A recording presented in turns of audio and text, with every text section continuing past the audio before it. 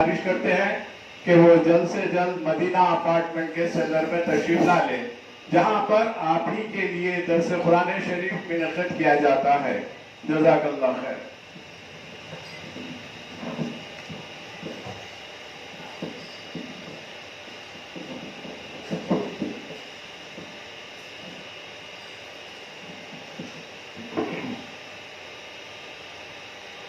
بسم اللہ الرحمن الرحیم نحمده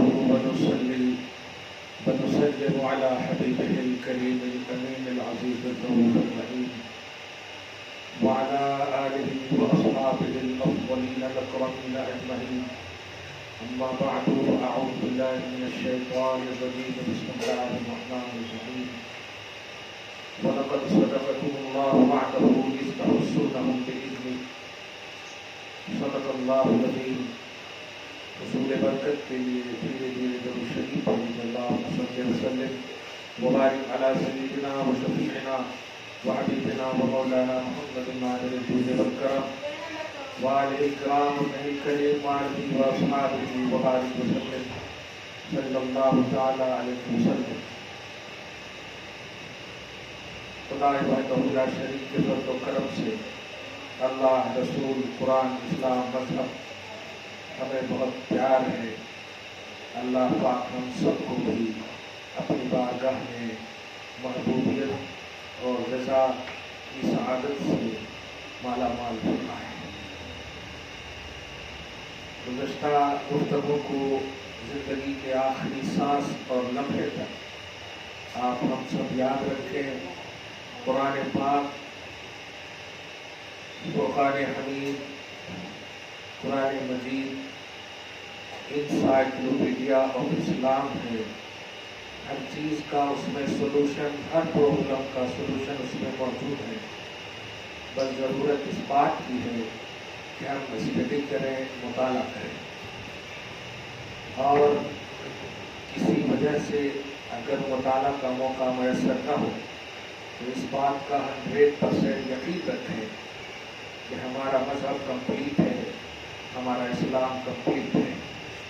قرآن پاک الحمد کے الف سے لے کے والناس کی سین تک ظاہر ہے کہ بڑے بڑے فقہا، بڑے بڑے اسلاف اس کی گہرائی تک کما کہو نہ پہنچ سکے تو یہ غیر قوم کی بات ہی چھوڑے، جب اپنے نہ پہنچ سکے ان کی گہرائی تک تو قرآن پاک کو ایزی لینا یہ کتنی بڑی نادانی ہے۔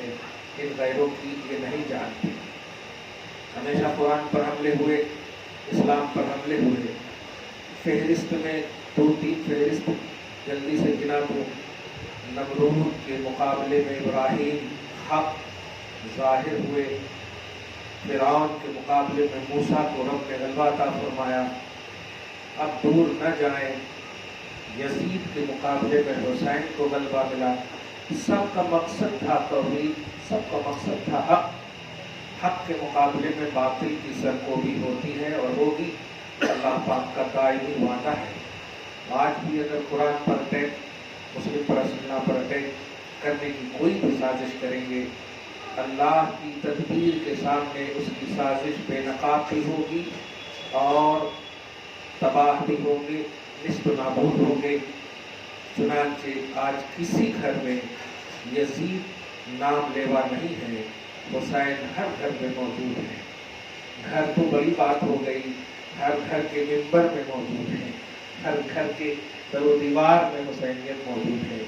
اللہ آپ سب کو، ہم سب کو امام عالی مقام کے صدق و طفیل میں ایمان پر استقامت عطا فرمائے، شریعت کے تحفظ کے حوالے سے جینا نصیب فرمائے۔ بغیر تمہید کے آج کا خوبصورت عنوان غزوہ احد کے حوالے سے آیت کریمہ ہے۔ غزوہ احد یعنی سیکنڈ غزوہ، جس میں بنفس نفیس حضور پاک صلی اللہ علیہ وسلم خود تشریف فرما۔ پس منظر بہت ہے مگر آیت کے ذریعے سے میں واضح کروں تاکہ قرآن کی آج کا عنوان قرآن اور صاحب قرآن کا آفاقی پیغام۔ قرآن اور صاحب قرآن کا آفاقی پیغام۔ یہ کوئی گھر والی کتاب نہیں، یہ کوئی ممبر کی کتاب نہیں ہے، پارٹی کی کتاب نہیں ہے، یہ پوری انسانیت کے لیے، یہاں تک کہ दूसरी मखलूक पर भी ये कुरान पाक का एक तस्वुर है। आप चुनांचे देखें, हुजूर की बारगाह में जानवर भी आते तो सदका लेकर के जाते। क्या हिरन का वो वाक़या मशहूर नहीं कि हिरनी ने इस्तिगासा किया बारगाह रिसालत में कि मैं अपने बच्चे को दूध पिलाकर आना चाहती हूँ, इन्होंने मुझे कैद कर लिया है। हुजूर पाक सल्लल्लाहु अलैहि वसल्लम ने उस हिरनी को छोड़ दिया जो जिसने कैद किया था, आकर के नबी सल्लल्लाहु अलैहि वसल्लम को झिझोड़ करके कहा, मोहम्मद तुमने ऐसा क्यों किया? मैंने तो बड़ी मशक्कत से इसे कैद में लिया था, तुमने सही नहीं किया। मेरे आका सल्लल्लाहु अलैहि वसल्लम ने फरमाया, हिरनी ने मुझसे वादा किया है कि मैं दूध पिलाकर आऊंगी, मोहम्मद मुझे छुड़ा दो। और मुझे यकीन है कि हिरनी वादा खिलाफी नहीं करेगी, इसलिए कि उसने मुझसे वादा किया है। ऐसा कहा, ठीक है देख लेते हैं। थोड़ी देर न गुजरी थी कि वो हिरनी अपने बच्चों के साथ आ रही थी। कहा, देख तूने एक को कैद किया था, ले दो और आ गए उनके पास। ये देखकर मुतासिर होकर वो यहूदी भी इस्लाम कबूल कर लेते। तो हुजूर पाक सल्लल्लाहु अलैहि वसल्लम का और कुरान का ये आफाकी पैगाम है, ये कोई मुआशरे और सोसाइटी का पैगाम नहीं, ये सारी इंसानियत के लिए है, सारी जानदार शानदार बल्कि सब मखलूकात के लिए है। शर्त ये है कि ये पैगाम को सुना जाए, इस पैगाम की तरफ अट्रैक्ट हुआ जाए, इस पैगाम को इबरत नसीहत गर्जे के हर चीज़ के पॉजिटिव तसव्वुर में सुना जाए। तो इंशाअल्लाह जब जानवर पसीज गए तो इंसान है, वो तो अशरफुल मखलूकात में, वो बहरहाल पसीजेंगे। इसलिए ग़ज़वा उहद जो हुजूर पाक सल्लल्लाहु अलैहि वसल्लम की ज़ात मुबारक बशर बनफ़्स नफीस आप भी तशरीफ़ फरमा, सिकंद ग़ज़वा है। पहला ग़ज़वा बद्र है, दूसरा उहद है। ये उहद आज भी आप देखें, खुदा करे जो नहीं गई है वो ज़रूर चली जाए एक बार, और जो गई है वो बार बार जाए। दुआ है, दिखा दे या इलाही वो मदीना कैसी बस्ती है जहाँ पर रात दिन मौला तेरी रहमत बरसती है। अल्लाह सुब्हानहू हम सब की पुकार को कबूल फरमाए और हरमैन की ज़ियारत से मुशर्रफ फरमाए।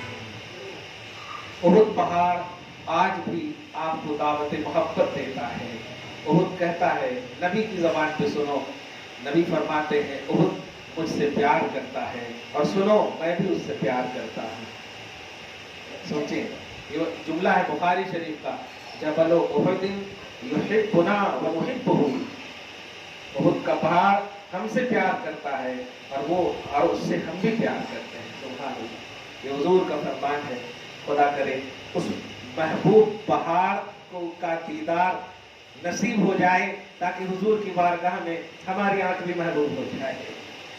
तो उहद पहाड़ के आज भी मौजूद है, और उसी के दामन में ये जंग हुई थी जिसमें आज भी 3 सहाबे किराम बड़े मशहूर हैं। आप भी देखे होंगे, आज तो ये नजदी और सऊदी हुकूमत की वजह से इतने बड़े बड़े ताले लगा दिए गए हैं। 2-3 जने उठाना है, 5-10-20 किलो के तो होंगे जरूर, इतने बड़े ताले एकदम लटके हुए, और बोलते रहते हैं यहाँ ज़ियारत साबित नहीं है, बिदअत है, ये हराम है, बोलते रहते हैं। अस्तगफिरुल्लाह।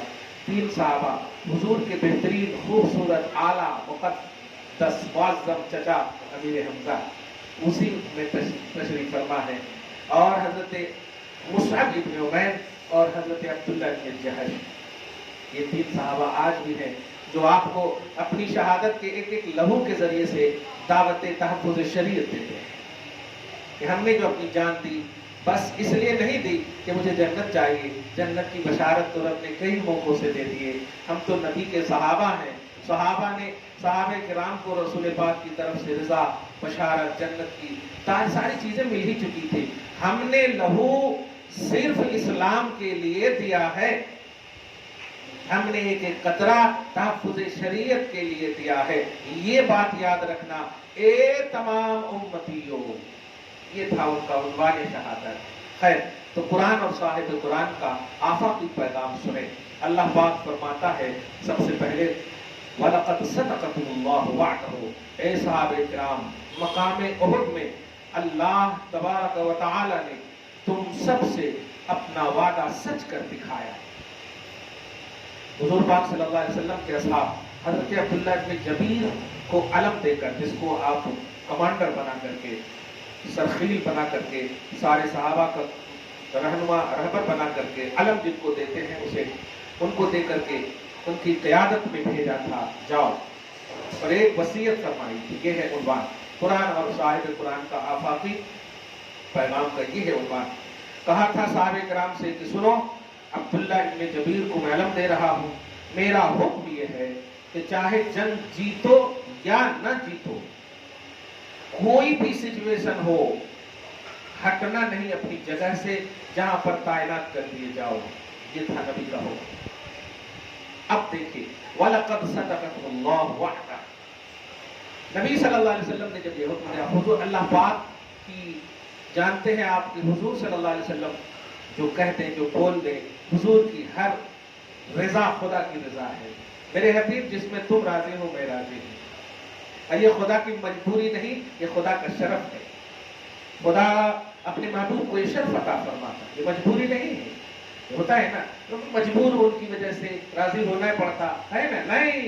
ये अल्लाह पाक कहना ये चाहता, मेरे हबीब मैं इतना चाहता हूँ और मैं जानता भी हूँ कि आप गलत नहीं चाहोगे, ये भी है, इसलिए आपकी रजा मेरी रजा है।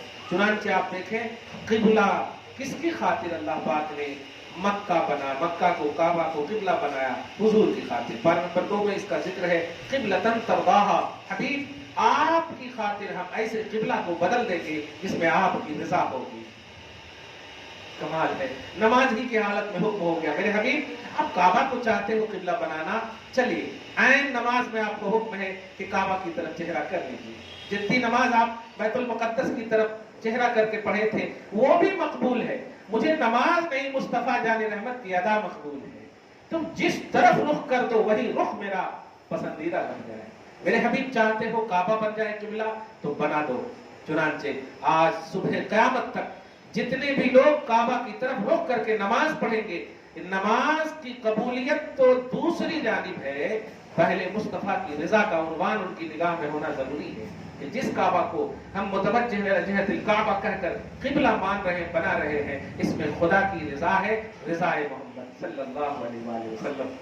तो लक़द सदक़कुमुल्लाहु, ए लोगो, ए अस्हाबे मोहम्मद, ए उहुद में शरीक होने वालों सुनो, अल्लाह पाक का वादा है कि हबीब की बात की इताअत करोगे। जरा एक जुमला सुनना, मां खुदा रसूल की बात मानोगी तो अल्लाह पाक अपना वादा सच कर दिखाता है, मानते तक, ये ध्यान में रहे। मानती रहो तो अल्लाह पाक अपना वादा, और वादा क्या है कि हम तुम्हारे साथ हैं, हम तुम्हारी मदद करेंगे, हम तुम्हें ज़ेर नहीं होने देंगे, हम तुम्हें निस्त नहीं होने देंगे, हम तुम्हें नाबूद नहीं होने देंगे, हम तुम्हें गलबा देंगे। ये है उसका वादा। इताअत करती रहो कि अल्लाह वादा अपना पूरा करता रहे। चुनांचे वही फरमा रहा, साहबे मोहम्मद सुनो, तूने मेरे हबीब की इताअत की, हुक्म की इताअत की, हमने सच कर दिखाया वादा। वो क्या था?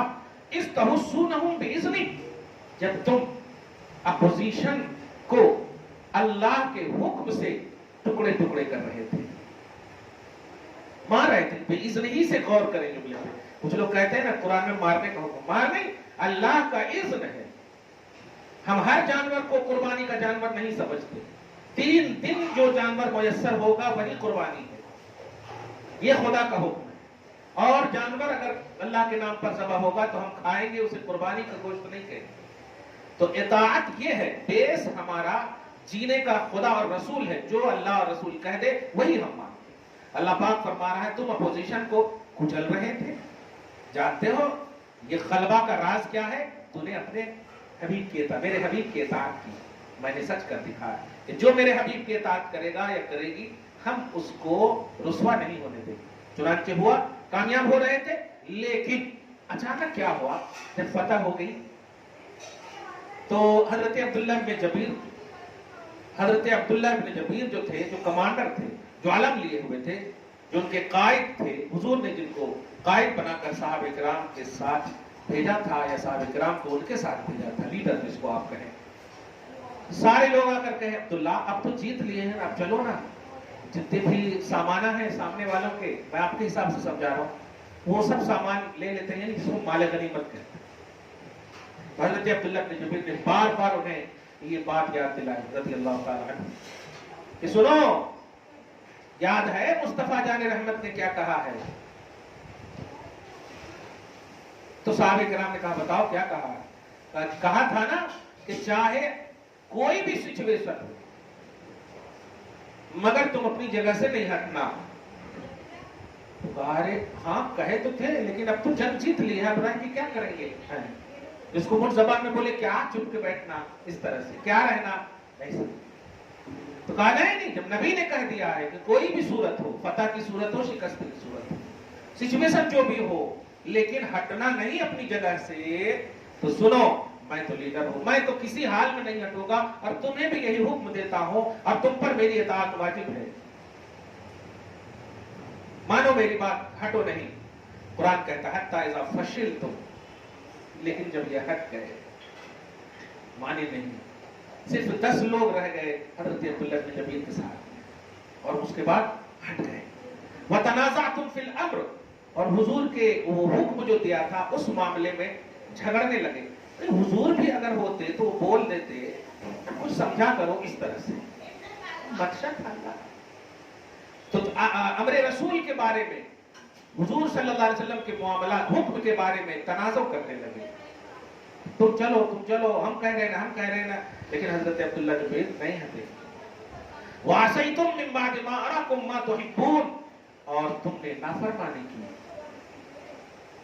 بعد اس کے کہ تم سب کو وہ چیز دکھا دی گئی تھی جس کو تم پسند کر رہے تھے. بس صرف رسول کا حکم مانتے، پھر رسول آ کر کہتے کہ ہاں اب لے لو، وہ چیز تو تمہاری تھی ہی، اجلت کیوں کرے؟ اجلت نہیں کرنا تھا. تو یہ جو امر رسول کی عدم اطاعت ہے، حالانکہ جیت چکے ہیں جنگ، خوش ہونا چاہیے لیکن نہیں. یہاں پر سمجھنا ایک بات کو، کچھ باتیں ایسی بھی ہوتی ہیں جو بالکل ایک دم 100% صحیح ہوتی ہے، لیکن وہ بزرگوں کی بات ہوتی ہے، اپوز اس سے ہوتی ہے، تو بزرگوں کی بات کو اوپر رکھنا چاہیے اگرچہ آپ 100% صحیح ہو. کیا مصلحت ہے وہ بڑے جانتے ہیں. یہاں پر جنگ جیتی ہوئی ہے، پورا فتح یاب ہو چکے ہیں، لیکن کیا کہا جا رہا ہے؟ تم نے حضور کی نافرمانی کی. معلوم یہ ہوا کہ زمین میں رہنا یہ صرف جنگ جیتنے، کامیاب ہونے، مال غنیمت حاصل کرنے، کھانے پینے کا نام نہیں ہے، بلکہ زمین میں رہنا رسول پاک صلی اللہ علیہ وسلم کی اطاعت کرنا. کامیاب ہو گئے، اب چھوٹی سی بات ہے، اب جو ہے شادی سمجھیے کسی کی ہو گئی، اب سب جنے کھانا کھا لیے تو اب دلہا کرسی پہ بیٹھ کے کیا کرے گا؟ چلنا چاہیے. لیکن اگر فون آ جائے کہ نہیں میں آ رہا ہوں، جو ان کے بڑے ہوں وہیں رہنا، ان کو رہنا پڑتا، نہیں رہے تو کچھ تو بھی ہو گیا. تو اب لوگ تو بڑوں کا، بزرگوں کا عجیب حکم ہوتا، اور اس میں وہ حکمت جانتے اس حکم میں. یہاں جنگ جیتے ہوئے ہیں، صحابہ کرام کامیاب، مگر حضرت عبداللہ ابن جبیر وہ اٹل ہے، نہیں میرے نبی کا حکم ہے، میں کمانڈر ہوں، میں قائد ہوں، میں نہیں ہٹ سکتا، تم لوگ جانا. جاؤ، آپ کے ساتھ 10 صحابہ. دیکھیے گا بڑی اہم بات ہے. اب مگر جو لوگ چلے گئے تھے ان سب کا مقصد تھا مال غنیمت، نافرمانی نہیں، مال غنیمت. ہاں اب آپ غور کیجیے، منکم من یرید الدنیا، تم میں سے کچھ وہ تھے جو دنیا کو ترجیح دیے ہوئے تھے. ومنکم من یرید الآخرہ، اور تم میں سے کچھ وہ تھے جو آخرت کو ترجیح دیے ہوئے تھے. یعنی عبداللہ بن جبیر اور ان کے ساتھ جو 10 صحابہ غالباً رضی اللہ عنہم تھے، وہ آخرت جملے پہ غور کریں، آخرت کو ترجیح دیے ہوئے تھے. آخرت کہاں ترجیح دیے؟ حضور کو ماننا آخرت سنوارنا. سبحان اللہ، الحمدللہ. تم نے نبی صلی اللہ علیہ وسلم میرے حبیب کی اطاعت کی نا، تمہاری آخرت سنور گئی. تو کچھ لوگ وہ تھے جو آخرت کو ترجیح دیے ہوئے تھے، اور کچھ لوگ مال غنیمت کے لیے لڑ پڑے، امر رسول کے حوالے سے تعویل کرنے لگے وغیرہ وغیرہ. تو یہ خالص دنیاوی پہلو ہیں، جو دنیا کے اعتبار سے 100% بھی آپ صحیح ہو. اسی تناظر میں ایک جملہ ان تمام لوگوں کو کہتا ہوں جو دنیاوی جاب کے لیے نماز فرض چھوڑ دیتے. اگر وقت کے اندر تک مثلا ظہر کی نماز عصر تک ہے، عصر کی نماز مغرب تک ہے، فجر سے لے کے ظہر کی نماز تک کے درمیان فجر تک کی نماز ہے، یہ وقت رہتے تک جو نماز صرف دنیاوی معاملات کے لیے، فزیکلی معاملات کے لیے، دنیا سنوارنے کے لیے ترک کرتا ہے، اللہ اس سے، رسول اس سے ناراض ہوتا ہے۔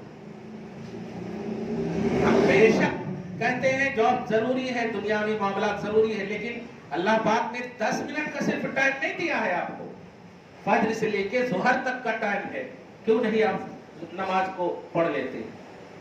ظہر سے لے کے عصر تک کا ٹائم ہے، کیوں نہیں آپ ظہر کی نماز مکمل کرتے؟ عصر سے لے کے مغرب تک یہ پورا اتنا 2 گھنٹہ 1 گھنٹے کا ٹائم ہوتا، 10-5 گھنٹے کا سمجھیے۔ فجر کی نماز کے لیے ظہر تک تو تقریباً اب سے 5 گھنٹہ تو شیور ہے، 5 5 10 2 12 7 گھنٹہ قریب، غور کریں، لیکن چھوڑ دیتے ہیں۔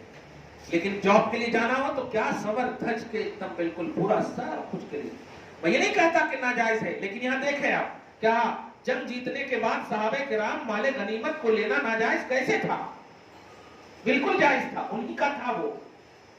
5% نبی کا پرسنٹ بھی فکس کر دیا گیا تھا، اتنا اتنا اتنا، انہی کا تھا ہی، وہ جیتے ہوئے تھے جنگ، ناجائز نہیں تھا۔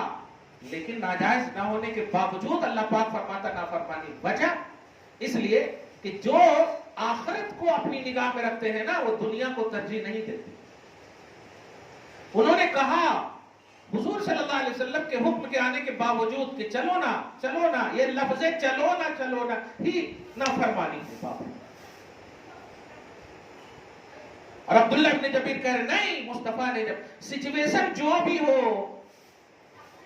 ہر حال میں رہو، یہ ہے اطاعت، یہی کہہ رہا ہوں۔ 10 منٹ کا ٹائم اگر جاب کو مؤخر کرنے کا ممکن ہو، خدا کی قسم اللہ کی بارگاہ میں جھک جائے، ٹائم کو روک دے گا اللہ تعالیٰ اگر آپ کی اطاعت کو قبول کر لیا۔ چنانچہ دیکھیں وَمِنْكُمْ مَن يُرِيدُ الْآخِرَةَ، اللہ پاک فرما رہا ہے کہ کچھ وہ ہیں جو آخرت کو ترجیح دے کر رکے ہوئے تھے اور کچھ دنیا کو ترجیح۔ ارے واہ، اس جملے پہ اگر غور کریں نا، دنیا اور آخرت کے درمیان میرے محمد صلی اللہ علیہ وسلم ہے، جس نے محمد کو مانا وہ آخرت کو ترجیح دیا، جس نے محمد کو نہیں مانا وہ دنیا کو ترجیح دیا۔ یہ ہے مصطفیٰ جان رحمت کے آفاقیات۔ دنیا والوں، دنیا بھی سمجھ جائے گی میرے حبیب کو مان لو۔ قرآن پاک کا یہ آفاقی عنوان، یہ آفاقی پیغام اپنی نگاہ میں رکھنا، کبھی تعویل نہیں کرنا۔ ارے ابھی ہے نا 5 گھنٹہ ٹائم ہے، چلو پہلے ولیمہ میں شرکت کر لیتے ہیں، یہ دیکھو تو آپ نے دنیا کو ترجیح دے دیا، کلیئر کہہ رہے ہیں آپ کو اسی طرح۔ نہیں ابھی 5 گھنٹہ ٹائم ہے نا، پہلے نماز پڑھ لیتے ہیں، تو الحمدللہ آپ کو سارا معاملہ دنیا کا بھی اللہ پاک عطا کر دے گا۔ یہ ہے آخرت کو ترجیح دینا، اور صحابہ کرام یہی کرتے تھے۔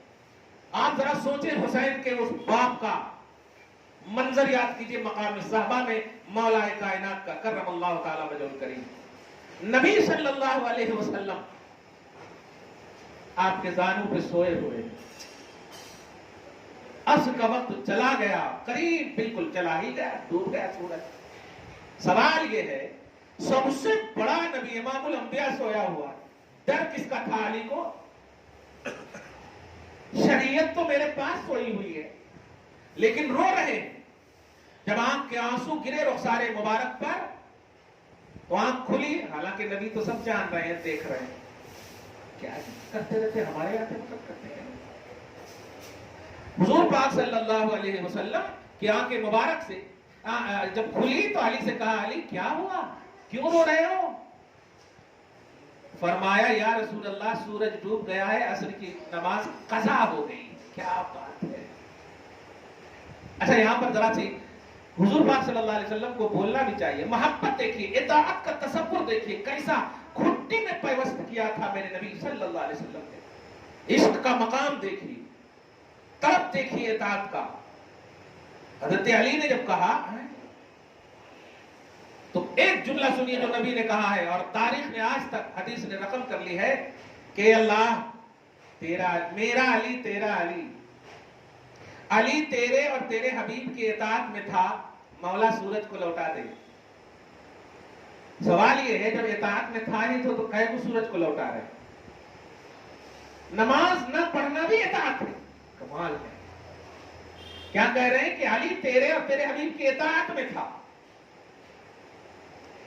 اطاعت میں تھا ہی، تو پھر سورج لوٹانے کی کیا بات ہے؟ تو جواب ملا امتیوں کو اگر عبادت کا مصطفیٰ جان رحمت کے تصور میں اگر عبادت سے محبت ہو جائے تو اللہ پاک اور اس کا رسول بہت خوش ہوتا ہے. علی کوئی اور کام میں نہیں تھا، نبی کو اپنے زانوں پر سلائے ہوئے، یعنی یہ اطاعت ہے مصطفیٰ کی خوشی کے لیے کہ آپ ہلے تک نہیں، بولے تک نہیں، نماز کا وقت جا رہا، میرے حبیب کو خلل ہوگا. یہ اطاعت اللہ پاک نے فرمایا تھا نبی کو کسی بھی حال میں ایذا نہ دینا، یہ ہے اطاعت. تو اللہ کا ان الذین یؤذون اللہ، کہ جو اللہ اور اس کے رسول کو تکلیف دیتے ہیں. اللہ کو تکلیف کیا ہے؟ رسول کو تکلیف دے گا. اور نیند میں خلل تکلیف کا ایک تصور تھا، تو نبی نے کہا مجھے یہ تکلیف نہیں دیا ہے، اس کا مطلب تیری بات بھی مانا، تیری اطاعت میں بھی، اور مجھے تکلیف نہیں دیا میری اطاعت میں بھی. اے اللہ اب علی کی مان لے. اللہ پاک نے سورج کو لوٹا دیا. میں یہاں پر جہاں اختیارات کا عنوان دینے جا رہا ہوں وہیں یہ بتانے جا رہا ہوں کہ عبادت کے لیے سورج کو لوٹا دیا، عبادت کے لیے ٹائم کو لوٹا دیا. اور آج آپ ہیں کہ ولیمہ کے لیے سورج کو ولیمہ کے لیے چاند کو، ولیمہ کے لیے دنیا کو، ولیمہ کے لیے سب کو، شادی بیاہ کے لیے سب کو ختم کر دے. ارے ابھی وضو کرے تو بیوٹیشن خراب ہو جاتا. غلط نہیں کہہ رہا، کلیئر بات ہے. ارے وضو کرے تو سب بیکار ہو جاتا، پھر کیسے جانا ولیمہ میں؟ نہیں ماں، قبر میں ہم جب جائیں گے، مٹی جب چہرے پر ڈلیں گے، کیا ہوگا آپ کا؟ کبھی سوچتے ہو آپ دنیا کی کوئی بھی چیز لگا لو لیکن آپ کے نیچر میں مٹی ہے. منہا خلقناکم، ہم نے تمہیں مٹی سے پیدا کیا. وفیہا نعیدکم، اور ہم تمہیں مٹی ہی میں لوٹائیں گے. ومنہا نخرجکم تارۃ اخری، پھر مٹی ہی سے نکالیں گے. تمہارا ہر رون مٹی ہے. یہ نیچر جو ہے اللہ تبارک و تعالیٰ کی اس تخلیق پر یقین رکھو تو یاد رکھنا آپ کی صورت میں ظاہری طور پر کیسی بھی بناوٹ ہو، خدا کا اس میں اثر ہو جائے اور حکم ہو جائے، سامنے والے ایسے ہی آپ کو خوبصورت خوبصیرت کا عنوان دے دیں گے. میں صرف کہنے یہ جا رہا ہوں اللہ اور اس کے رسول کی اطاعت کو ہر حال میں مقدم رکھو، ٹائم کی قدر کرو، دنیاوی معاملات کو مؤخر رکھو. یہ فانی ہے، یہ سیاسی جملے نہیں، یہ حقیقی جملے ہیں. رب کہتا ہے کہ منکم من یرید الدنیا ومنکم من یرید الآخرہ. کچھ لوگ تو دنیا کو ترجیح دے کر کے مال غنیمت کی طرف چلے گئے، ومنکم من یرید الآخرہ، اور کچھ لوگ حضرت عبداللہ بن جبیر کے ساتھ آخرت کو ترجیح دے کر میرے حبیب کی اطاعت میں رکے رہے. مگر وہ لوگ جو گئے تھے وہ میری نافرمانی کی بنیاد پر نہیں گئے تھے، وہ اپنا حق لینے کے لیے گئے تھے. یہاں پر دیکھیے آپ، جس کو بولتے ہیں عمل کا دارومدار نیتوں پر ہے. موقع دیکھیے، ثم صرفکم عنہم لیبتلیکم، پھر تم کو ان سے اللہ پاک نے دیکھ لیا. جو لوگ گئے ہوئے تھے، جیسے ہی وہ لوگ مال غنیمت کو چننے لگے، ایک پہاڑ اور ہے جبل روم، وہیں پر اس وقت جو حضرت خالد بن ولید ایمان نہیں لائے، وہ گھات میں تھے کہ یہ لوگ مال غنیمت جب چننے لگیں گے بٹ سے حملہ کریں گے. سیکنڈ راؤنڈ میں ایسا حملہ آور ہوئے کہ بالکل سارا نظام درہم برہم کر دیا. یہاں تک کہ حضور کے چچا سب سے باہمت شجاعت کے علم بردار اور پیکر امیر حمزہ، عبداللہ بن جہش، مصعب بن عمیر کے بڑے بڑے، حد تو یہ ہوئی کہ حضور پاک صلی اللہ علیہ وسلم کی بھی شہادت کا مطلب وہ ہو گیا، چرچا ہونے لگا کہ نبی بھی شہید ہو گئے. ارے باپ، اب جو مال غنیمت چن رہے تھے، اب ان لوگ، اب یہ تو نہیں بولیں گے عام جملے، مگر اب ان لوگوں کو مطلب ظاہری طور پر اس سچویشن میں ہوش آیا، یہ کیا ہو گیا، یہ کیا ہو گیا. اللہ دیکھیں اس منظر کو فرما رہا، ثم صرفکم عنہم لیبتلیکم، پھر تم سب کو ان سے مطلب بھلا دیا، سمجھیے، روح پھیر دیا. لیبتلیکم، یہاں تک کہ ان لوگوں نے حملہ کر کے تم سب کو ہزیمت سے ظاہری طور پر دوچار کیا. اور یہ کیوں کیا اللہ نے؟ لیبتلیکم، تاکہ تمہیں آزمائے کہ میرے حبیب کو ترجیح دینے ہی سے فتح ملتی ہے، باقی اپنا دماغ لگاؤ گے تو فتح نہیں ملے.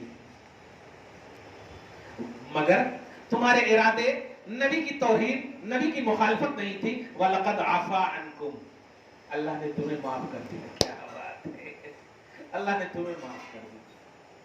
حضور کے دندان مبارک کی شہادت کا بھی عنوان آتا ہے, سامنے کے کچھ حصے شہید ہوئے اسی موقع سے. واللہ ذو فضل علی المؤمنین, اور اللہ مومنوں پر بڑا فضل فرمانے والا ہے. دو بات ہے یہاں پر, جو لوگ مال غنیمت چننے گئے تھے وہ نبی کی مخالفت میں نہیں, ایک ہے مخالفت کرنا اور ایک ہے مخالفت ہونا. اگر مخالفت کرو گے تب تو جہنم میں چلے جاؤ, اور مخالفت اگر ہو گئی تو اللہ موقع دے گا. مخالفت ہونے سے مراد یہ ہے جیسے آپ کو بتایا جائے کہ آپ یہ جو کر رہے ہیں غلط ہے, تو آپ کو اچھا ٹھیک ہے اللہ ہمیں معاف فرمائے. انوائلنٹری میں اگر ہو جائے تو پھر یہ معافی کے قابل ہوتی ہے. لیکن اگر جان بوجھ کر کے غلطی کرے, جیسے آپ کو پردے کے بارے میں بتا دیا گیا, حجاب کے بارے میں بتا دیا گیا, مسلم پرسنل لا کے بارے میں بتا دیا گیا, اسلامک لا کے بارے میں بتا دیا گیا, قرآن کے ایک ایک حرف کے بارے میں بتا دیا گیا. ایک اور بات آج جو بتانے جا رہا ہوں وہ یہ, الف لام میم حامیم عین سین قاف نون, یہ سب قرآن میں ہے کہ نہیں؟ ہے نا. مگر اس کے نیچے ترجمہ دیکھیں ہو آپ, ٹرانسلیشن ہے اس کا؟ نہیں. آپ ایمان رکھتی ہو کہ نہیں اس پر؟ رکھتی ہو. اب آپ بتائیے ایمان رکھتی ہے, کیوں رکھتی ہے جبکہ ٹرانسلیشن نہیں؟ بس یہی ذہن دینے جا رہا ہوں. جس طرح آپ الف لام میم کو بغیر سمجھے مانتی ہو, ایسے ہی الحمدو کے الف سے لے کے والناس کی سین تک یہ مانو کہ یہ اسلامک لا ہے, مکمل ہمارے لیے آئیڈیل ہے, مکمل کانسٹیٹیوشن آف اسلام. سمجھ میں آئے یا نہ؟ بڑے بڑے فقہا, بڑے بڑے علماء, بڑے بڑے پڑھے لکھوں کو جب مکمل طور پر اس کی گہرائی, کیونکہ یہ خدا کا کلام ہے اور خدا کے کلام کی گہرائی کی لمٹ کہاں سے, اپنی اپنی بساط کے مطابق سب سمجھے. لیکن ایک بات سب نے سمجھا کہ قرآن مکمل لا ہے, مکمل ہمارے لیے آئیڈیل ہے. بہرحال قرآن اور صاحب قرآن کا یہ آفاقی عنوان یا پیغام آپ جو آج سنی ہو, اس کو بھی آپ اپنے دل میں بساؤ کہ نبی ہی ہماری آخرت ہے, نبی ہی ہماری آخرت ہے, قرآن ہی ہماری آخرت ہے. قرآن اور صاحب قرآن کو مانے بغیر آپ کامیاب نہیں ہو سکتے. دعا ہے اللہ آپ کو شاد رکھے, آباد رکھے, صبح و شام زندگی میں رونقیں, بہاریں, رعنائیاں نصیب فرمائے, استقامت دینی اور تحفظ شریعت کے لیے